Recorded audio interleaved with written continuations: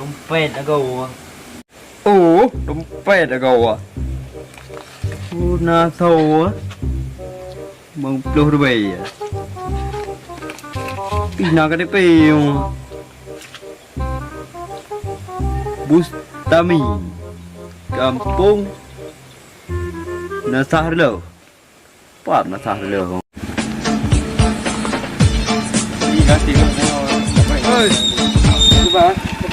Nah, temu dompet warung aku. Mana? Kamu mata kamu hantar. Warung aku ada dompet tu. Ada jadi parut. Pak jalan, ada parut. Dari pak warung aku. Ada pi tadi wifi dia, bagi dia pi dia ya. Oh mah, macam ada dompet tu. Pak setel dulu kamu. Tadi pergi dah, kampung-kampung dah dekat.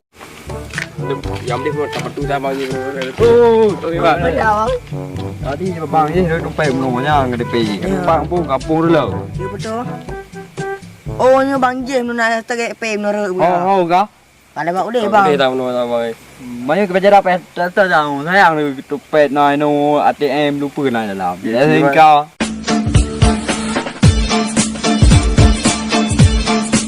Pancing mau dapat. Balik je benar. Pak benar beli kerja. Mantul. Kerja. Rumah kahek gua. Oh, pak dah pak bang. Oh, pak jadi dompet orang. Pak ada dompet.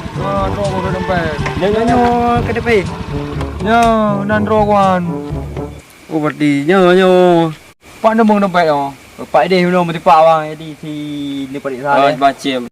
Nyopeng kami jauh. Tu kami jauh no sang si unpeng. Nyopeng kami jauh peng.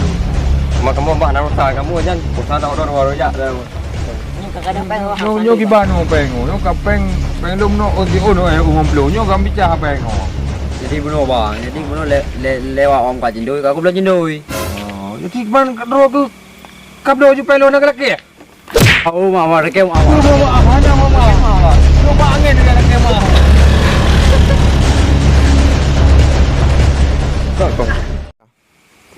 Macam terang dia bang dulu. Oh, le. Berapa? Kenapa? Jadi dah urut dompet benar dompet di, kan? Ya. Jadi yo kena pay kat duri dulu ni. Ya betul. Oh, nyo bang je menunda itu. Bang Jim. Cek, mu kaki.